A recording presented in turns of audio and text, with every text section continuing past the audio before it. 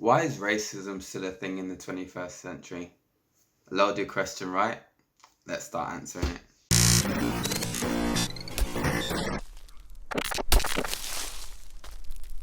Let's find the root. Hi, Root family, and welcome to Let's Find the Root. You're here with Jordan Jones, and Caleb Jones. we're here again for another episode. We are so thankful for the comments, guys. Real Comments, talk. comments. Appreciate it. We love when you feedback to us. So let's keep that going. We're going to continue on with the rest of this preceding episode from our last one. Remember, if you haven't watched the ones preceding this one, and you feel a bit lost in this conversation, please feel free to go back to our previous episodes and Yeah. then you can come back to this one. So, guys, we're going to start off as usual with Kayla gives an introduction, and then we're going to talk a little bit about the subject concerning race. So, when you guys are ready, tune in, sit tight, get your cup of tea. Let's go. Let's go. Yeah, so like Jordan said, I have to get the name up of the person that I want to shout him out because I really enjoyed the conversation and they challenged the perspective. So I don't know if this is his actual name. I doubt it, but it's Daft Wad. But he is, well, I'm assuming it's a he. Let me not do that. So he or she, the conversation we had, they had a different opinion about race, and we had a backwards and forwards about what the perception was about race. And then I think I really appreciated that because also it led to a conversation I had with Kendall, and we've been speaking about race versus we had a little bit of a like comparison of race to ethnicity. And with ethnicity, it's like it's more about ethnicity digs into the details of the person. So you can never actually tell someone's ethnicity by just looking at them. Correct. So it's not like race, in which race is something that is used to just like blanket statement profile someone. So ethnicity can never replace race in the sense of ethnicity will never be known off the surface. And so that was something that I thought was interesting, and shout out to my wife, shout out to her for highlighting that, and shout out to Daft Wad for having that conversation because it kind of unpacks some of our ideas and makes us think more. And let's find the root. We're about thinking. But before you even go on, I think of it. I would kind of give an example of this. Race is the front of the book, and ethnicity is the contents of the book. Yeah. Ooh. Ooh. Ooh. Ooh. Okay. That's how I like that. And even in that being said, though, I don't like how race paints the book.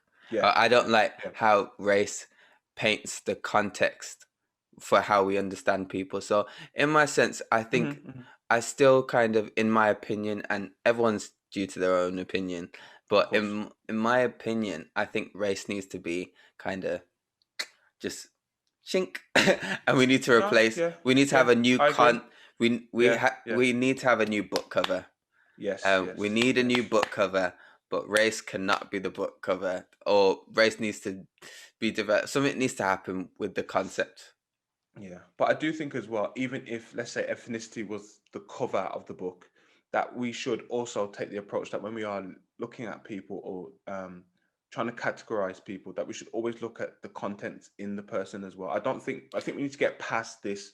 Okay, you look a certain way, so I'm going to judge you that way. Yeah. So we need to get past the unconscious bias now.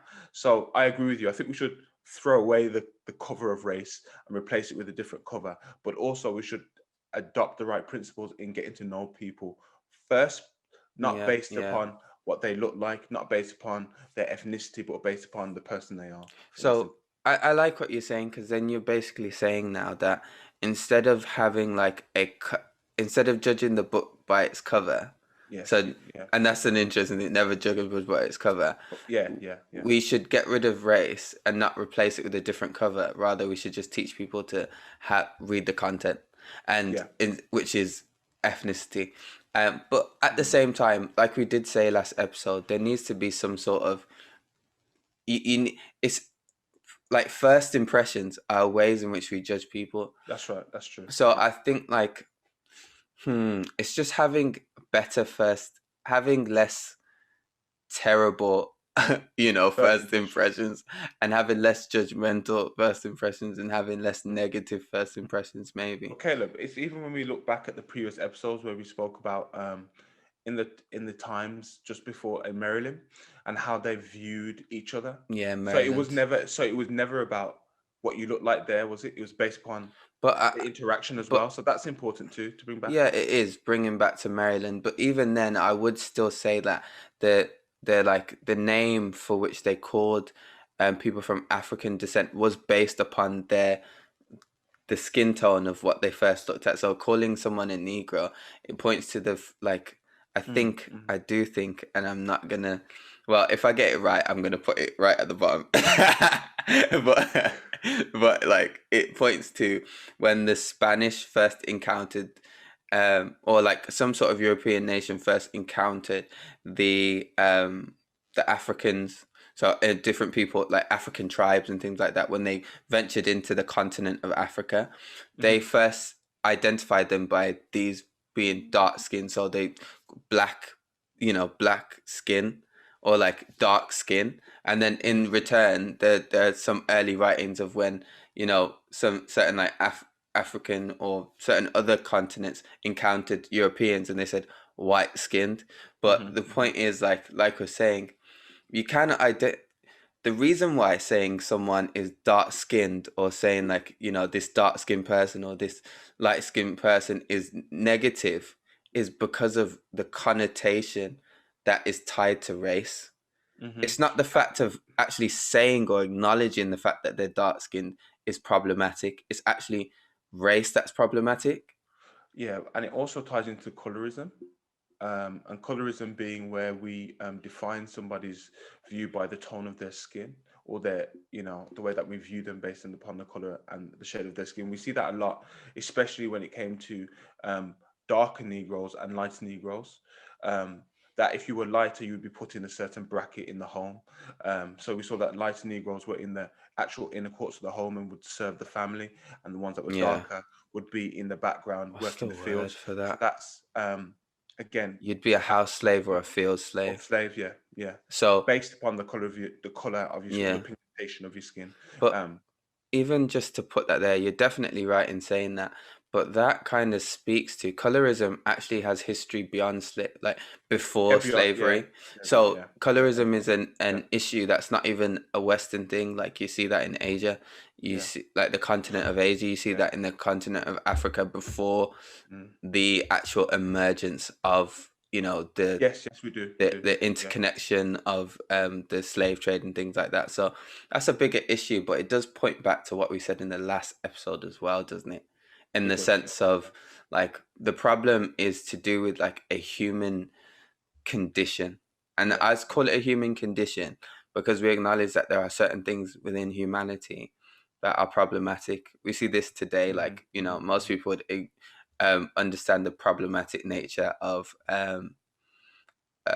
what I say, like climate change and our effect on things like that. yeah, Those are some of the problematic issues that we see that okay, humans are genuinely causing a problem in the world.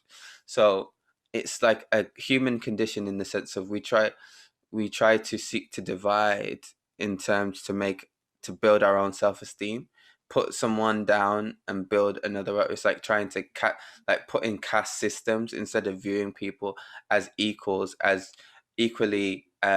hmm, equally important, equally valid. Like everyone has an equally valid existence, but the problem is just throughout society, whether it's from like feudal systems, and when I say that I mean like class systems, whether that is from different like colorism and things like that.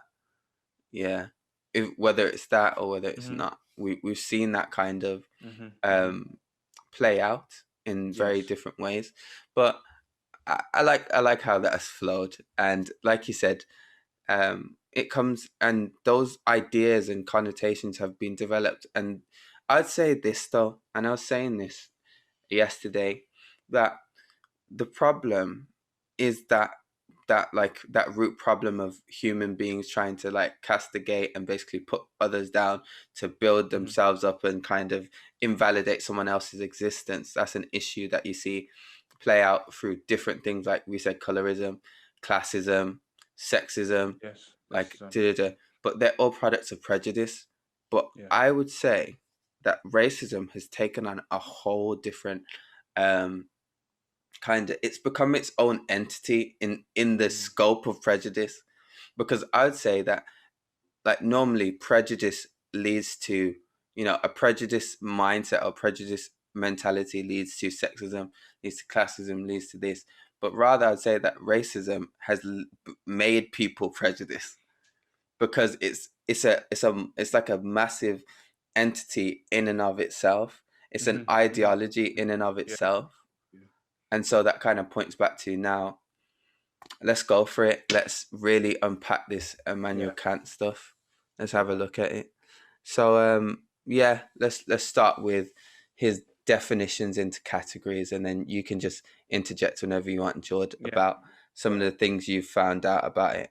Because as Jordan said, like during the Black Lives Matter protests and things like that, because of how deeply it affected the world and affected every individual, it made us really want to have a look at what's got, like, how are Yeah. we supposed to navigate race? Like, Yeah. Exactly. Mm. let's understand this thing, because it hurts. It hurts to see someone who's going through, so like, who's being killed because and treated in such a bad way, because of his race or because of racial profiling, and then, like, to how do I respond, and how am I supposed to respond? So Mm-hmm. yeah, so as we said, Immanuel Kant, one of the greatest, I don't want to use the word great, but one of the most the Well, most, well known. yeah, Yeah. well known. Let's go with that. One of the most well known philosophers, one of the most well known thinkers of the Enlightenment period in the Yeah. 19th century, that formed our ideas of aesthetics, of anthropology, Mm-hmm. of um, politics, of Politics as well. international Yeah. politics, and just loads of these massive parts of how culture exists. And so we explain, like, some of his views on different races, and you're just like, I genuinely, it's just like, if you don't laugh, you'll scream. That's how irritating like, that's how triggering it is. If you don't laugh, Yeah. you'll Yeah. scream. Mm. So okay then. So the reason why he's important, not only is it because of the things that he said, but he was one of the people that led in the study of anthropology as well. So what is anthropology? Jordan, I So, think, Jordan, your definition is definite is go ahead, go ahead. well, anthropology simply is just a study of humankind, humanity, Okay. and just how humans came about, why we look the way we look, how some may say we've evolved over time. Others may say we've always been this way, and just kind of looking at humanity as a whole. So, I'm not going to go into any other studies. I'm not going to go into this, but I just want to throw that in as a trigger, bit of a trigger for you guys. Yeah, But yeah. so he looks into, but the thing, we need to also consider the fact that he also looked at ethics as well, and also how we consider politics today. He was the originator of putting these systems in place, which I think is interesting when we start to look at things like systematic racism, which is interesting. But yeah, Systemic, you mean systemic? systemic, yes, sorry, systemic, yeah, Um, okay then, but yeah, thank you for that definition, and thank you for kind of broadening our uh, outlook around it. hmm So hmm yeah, so that's why it's important, because the study of humanity, hmm and because he's one of the key figures in the study of humanity. If he put forward these classifications and he's so well respected, then these would be embodied by a lot of the main thinkers of the world. too. I remember when I researched a little bit on it, it also spoke about different particular colors for each one, and he broke them down. In terms of different shades of color when you were to look at these particular people. And I don't remember each one off the top of my head, but he also categorized them that way as well. Um, when you look at that kind of study of his breakdown of the five different races, which is interesting because there's far more races than just that. So that's interesting Well, to see that as I well. wouldn't say In there's terms of, far more races. I in say regards to there's the way that there's it's far categorized. more. ethnicities. Yeah.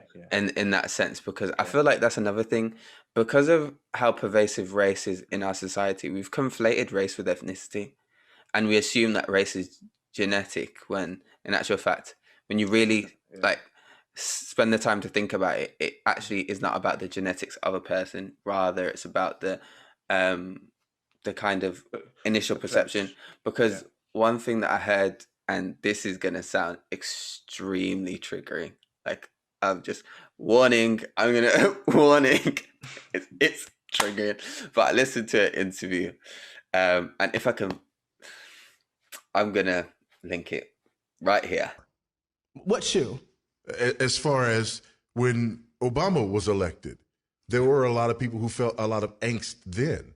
But those people who felt angst... that was our first black president. He was, listen. Here's another problem. We only had one. We got a burger on the stage? Can we get one? Yeah. Well, he was our first bi-ethnic president. It's interesting. It's interesting how, black people seem to have short memories sometimes. Why do we call a person who is bi-ethnic black?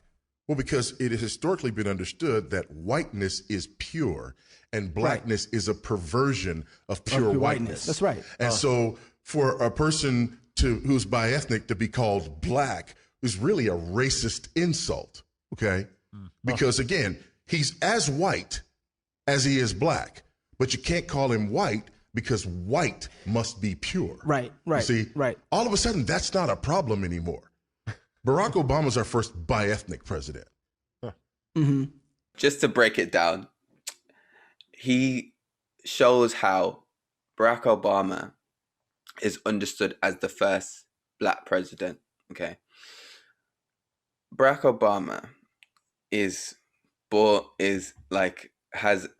think his dad's Kenyan and his mother is European, of some like American, but some sort of like you classify it as white. So he says Obama's not the first black, is the first biracial president, and it's just like, and it's just like, and you're just like, first biracial, and in that sense, like, because of his shade, he's identified as black. But when you think about his cultural upbringing and who he was raised by, what his genetics are, he's just as European as he is African. And on top of that, not only that, because as we said, ethnicity is more so about not just genetics, but place of origin, language and culture. He was raised culturally in Hawaii by his mother's side of the family, I think by his grandmother. So culturally, he doesn't actually have a African American experience. He doesn't actually identify with that. He hasn't been exposed to that culture. He's been raised not in that culture. And so to say that he's the first black president is kind of like, well, it's triggering. And I'm just putting it at literally warning. Like, I'm just pointing out that thing. And when I first heard it, I was like, yo, how can you say that? But when you systematically think about it, when you think about what race is versus ethnicity, when you think about his ethnic background, you really start to see that there's actually quite a juxtaposition between his background and the African American general experience. Because think about it, even that, he's not descended from he's not a descendant of slaves. Just think about that. So that's one thing that's really big, that kind of cuts the African American to his ethnic background. But I'm gonna just leave that one there and go back to Immanuel Kant. But you know what? Before you even move on, I wouldn't even be too bothered of his nationality, his ethnicity so much. But I think what really stuck out to me is the fact that he didn't live the same experience as an African American. Yeah. To understand what they went through. So that's what really sticks out to me. Not necessarily his ethnicity and his makeup, but more the experience or his upbringing to then really be relatable to them when he didn't actually experience what they went through. To say now he's been brought up in Hawaii, I'm thinking, oh, okay, that is triggering. Yeah, it's kind, and you know, I'm gonna push it forward because you did it. Yeah. Let me push it forward even more. If you think about it, he's like, if you think about the African American community, a large part of them are Christians, people of faith. Yeah. Okay. Okay. Obama was painted as the poster, and a lot of, even myself, and I'm not even gonna like say otherwise, as like, you know, we can. I think I can't remember his slogan, but it's something. Yes, we can. I think it's yes, we can, and it's the point of like he ties into that like the feeling amongst the black people in the sense of like we can, and like we can, so he's part of us, we can, okay. But when I think about it in the sense of, and because we felt that tie to him, like yes, he's black, you know, he gets us, he gets the experience, but as we explained, his experience is quite different. But then again, because of his dark skin, I'm sure like he would have had some sort of like racial, you know, conversations, issues and things like that. So I'm never going to belittle that, just because the fact of race is not even based on, it's just based on like, I look at you, okay, I look at you, that's right, black, yeah. whatever. Experience, But the fact of like, we identified with him, but like I said, the African American community is mostly Christian. A lot of his policies, imagine that he was the president that brought forth the ability for homosexuals to marry. Yeah. And on top of that, the African American community are mostly conservative Christians in the sense of they don't necessarily agree with homosexuality. Think about the fact of like someone who they like was presented as someone that gets their experience, gets what they're about, understands their pain, brought forth a lot of policies that actually they wouldn't have agreed with. But because he's black, it's okay. That's right. Yeah. And that's the thing, like, but it's a nuanced conversation, and I'm going to say that there. That is. And I want to have these conversations with people that differ in opinion, because I'm not basically saying like, oh, you know, Obama, I'm saying respect to the man, respect for being the first black president. But I'm just saying there's some nuance to this conversation. But respect to Barack Obama. I just give him a clap. So, you know, like genuinely, I respect him. Genuinely. Okay. All right. Immanuel Kant. So, the problem with Immanuel Kant's distinction of individual races is the fact of saying that he said, firstly, one, that they come from different genealogical heritages. So he said that, you know, they weren't like, they evolved from different creatures. And so he tries to make a distinction to say there's not one like species of human, rather there's different races of humans because we come from different ancestors, like a different original ancestor.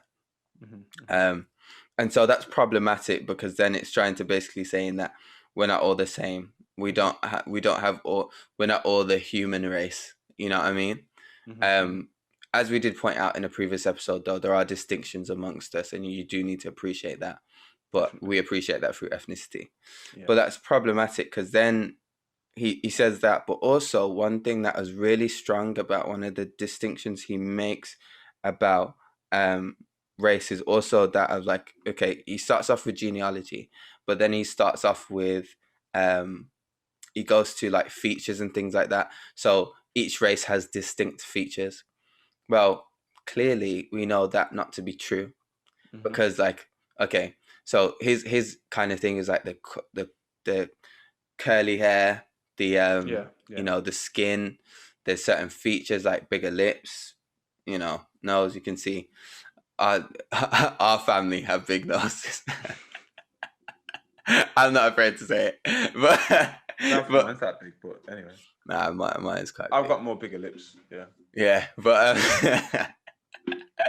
and big lips. But yeah, but he says that those things are distinct based on based on like a racial group, but we know that not to be true, because just because you are racially black doesn't actually mean, like, even amongst like, okay, people of an ethnic group, let's say like amongst Afro-Caribbeans or Africans, you know that there's albino people that have white skin. Like so then you can't say that, okay, it's distinctly down to the race that you have and you have a distinct thing. You know that these features are not only just held by, people can have big lips and not be black.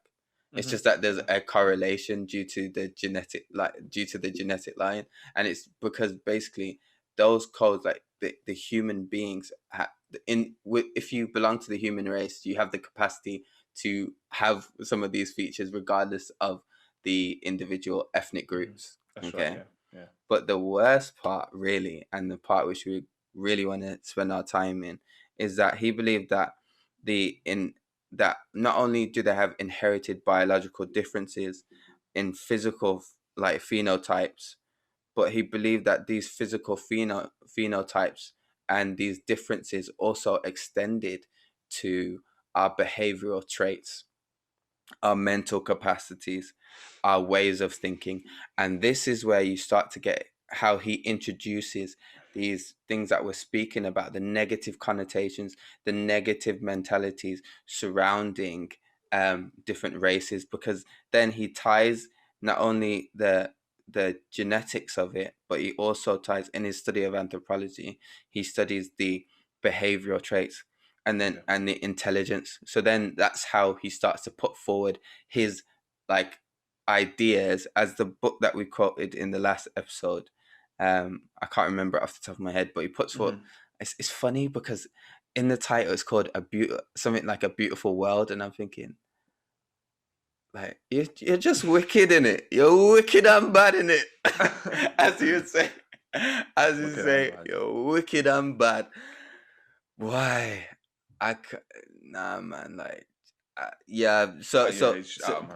Because I remember, Jordan, you wanted to speak about some of the kind of like behavioral traits that he tried to pin on people, because we quoted from him. We quoted from him saying about the black people, or the Negroid race, as you would coin them, are not good for anything. They can't intelligently process things. They can't They're only good for physical labor, you know what I mean, to be slaves. They can only be educated to slaves. So those types of mentalities, he believed in his study of anthropology, were tied to the race, and so he perpetuated that. And then like saying for like the Mongoloid race, for Asians, he's saying like, you know what I mean, they have a level of intelligence but they're weak physically. They can't he starts to perpetuate that. Do you have any of those things that you want to walk through, George?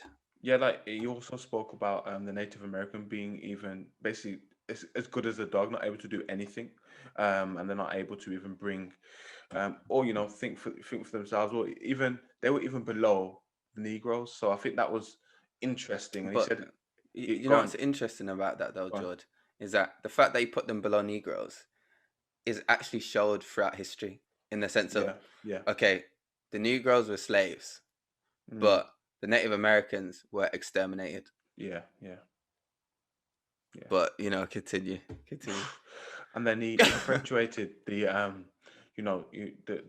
the white person, or I think you say Caucasian person, as Caucasoid, or Caucasoid, as one that was intelligent, that was was a height. They were the heights of the intellect, of the mind, and they could do anything, in essence, which I thought was interesting.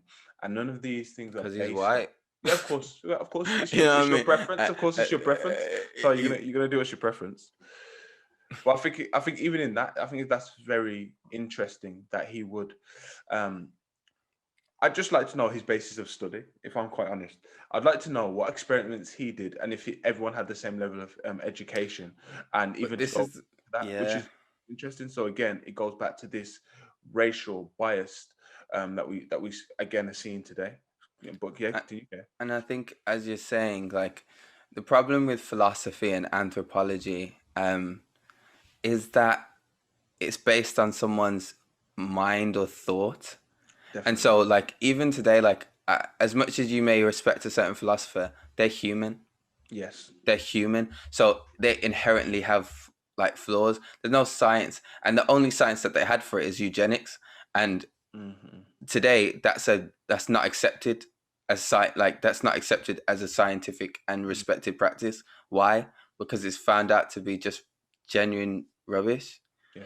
So like even the science that they had for it was just has been debunked now. But why isn't race debunked? Anyway, but but it's kind of like with philosophy, with philosophers, with these things, they don't necessarily have legs to stand on other than their own logic and their own thought, their own reason, and that's the point of the 19th century Enlightenment. It was a focus towards logic and reason, and so they kind of highlighted those things, even though they didn't have the science for it. It was just down to the person's reasonings, the person's arguments, the person's portrayals, and whether that convinced the masses. So, you know, I'm happy that we kind of unpacked that. That because that really points to the fact of where that really leaves us and how that really cultivated how we really see the formation now of these ideas of Black, white, and Asian, and some of the stereotypes that come along with them.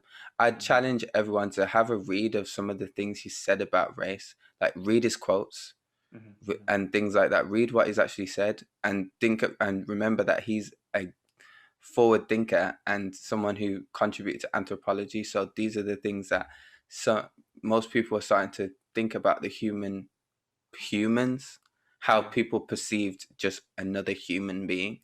And so now we can start to see, well, where this is the root. Thank you everyone for joining into this episode. We really enjoyed having this conversation, and we enjoy having these conversations with you too.